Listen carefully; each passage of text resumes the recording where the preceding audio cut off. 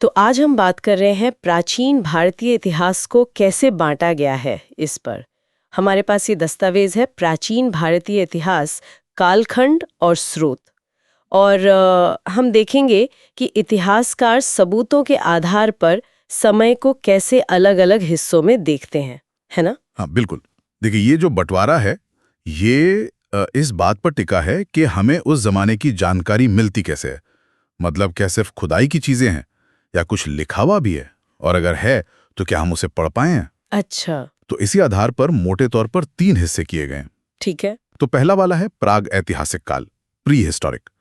यहाँ जैसा कि नाम से ही पता चल रहा है, ऐतिहासिक रिकॉर्ड मतलब लिखित रिकॉर्ड नहीं है, सही। सिर्फ पुरातात्विक चीजें, जैसे पत्थर के औजार हो गए, पुराने मिट्टी के बर्तन, कहीं गुफाओं में चित्र मिल गए, पर लिखा हुआ कुछ नहीं। हाँ, मतलब या तो लिखना जानते ही नहीं थे या जानते थे तो उसका कोई सबूत हमें मिला नहीं।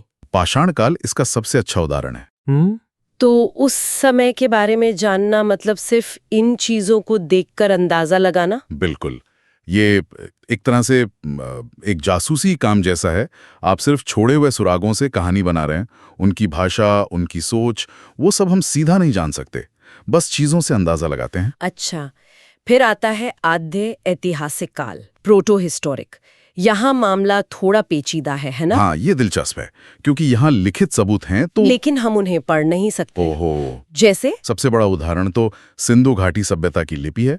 हमें मोहरों पर, बर्तनों पर लिखावट मिली है, पर आज तक कोई पक्के तौर पर यह नहीं बता पाया कि लिखा क्या है। तो फिर जानकारी के लिए हम किस चीज पर निर्भर करते हैं? फिर से वही पुरातात्विक चीजें, उनके शहर कैसे थे, नालियां कैसी थीं, मूर्तियां, खिलौने, मोहरें। मतलब लिखावट होते हुए भी हम जानकारी के लिए उन्हीं चीजों पर निर्भर हैं जो प्रागैतिहासिक काल में थीं। ये तो बड़ा अजीब है। मतलब एक तरह का रहस्य है कि उन लिपियों में क्या लिखा होगा। बिल्कुल। जरा सोचिए, अगर वो लिपि पढ़ ली जाए तो इतिहास की कितनी नई परतें खुल सकती हैं।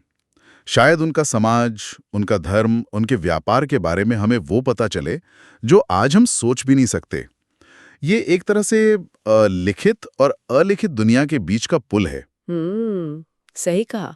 और फिर तीसरा है ऐतिहासिक काल, हिस्टोरिक पीरियड। हाँ, यहाँ आकर तस्वीर साफ हो जाती है। कैसे? मतलब यहाँ क्या अलग है? यहाँ हमें पुरातात्विक चीजें तो मिलती ही हैं, जैसे इमारतें, सिक्के, मूर्तियां वगैरह, लेकिन साथ ही साथ हमें लिखित स्रोत भी मिलते हैं जिन्हें हम पढ़ सकते हैं। अच्छा, जैसे कि? जैसे राजाओं के लिखवाए हुए शिलालेख, पत्थरों पर या खंभों पर, ताम्रपत्र, सिक्के जिन पर राजा का नाम या कोई तारीख लिखी हो। फिर साहित्यिक ग्रंथ हैं, धार्मिक किताबें, नाटक, कविताएं, और विदेशी यात्री जो भारत आए उन्होंने जो लिखा। हाँ, जैसे मेगस्थनीज या फाहियान, हुइनसांग। बिल्कुल। तो महाजनपद काल से फिर मौर्य, गुप्त और उसके बाद का जो भी समय है वो सब ऐतिहासिक काल में आता है। तो इसका मतलब है कि इस काल के बारे में हमारी जानकारी ज्यादा पक्की और विस्तृत होती है। हाँ बिल्कुल, क्योंकि अब हमारे पास जानकारी के कई स्रोत हैं। हम पुरातात्विक चीजों को लिखित सबूतों से मिला सकते हैं, अलग अलग नजरिए देख सकते हैं। राजा क्या कह रहा है, कवि क्या लिख रहा है, विदेशी क्या देख रहा है। इससे हमें समाज, राजनीति, अर्थव्यवस्था, लोगों की सोच, इन सब के बारे में ज्यादा गहरी समझ मिलती है। तो संक्षेप में कहें तो 3 हिस्से हो गए। प्रागैतिहासिक, जहां सिर्फ पुरातात्विक सबूत है। आद्य ऐतिहासिक, जहां पुरातात्विक सबूतों के साथ ऐसी लिपि है जो पढ़ी नहीं जा सकती। और ऐतिहासिक, जहां पुरातात्विक और पढ़े जा सकने वाले लिखित दोनों तरह के सबूत मिलते हैं। बिल्कुल सही। और ये वर्गीकरण हमें ये भी याद दिलाता है कि हमारा इतिहास का ज्ञान कितना ज्यादा इस बात पर निर्भर करता है कि हमें क्या सबूत मिले हैं और हम उन्हें कितना समझ पाए हैं। हाँ, ये तो है। जरा सोचिए, अगर कल को सिंधु घाटी लिपि पढ़ ली जाए या कोई और ऐसी चीज मिल जाए जिसके बारे में हमें पता ही नहीं, तो पूरा नजरिया बदल सकता है। हाँ, हो सकता है हमें अपने अतीत की एक बिल्कुल नई कहानी लिखनी पड़े। यह दिखाता है कि इतिहास कभी भी पूरी तरह से लिखा हुआ खत्म नहीं होता, वो हमेशा नई खोजों के साथ बदलता रहता है।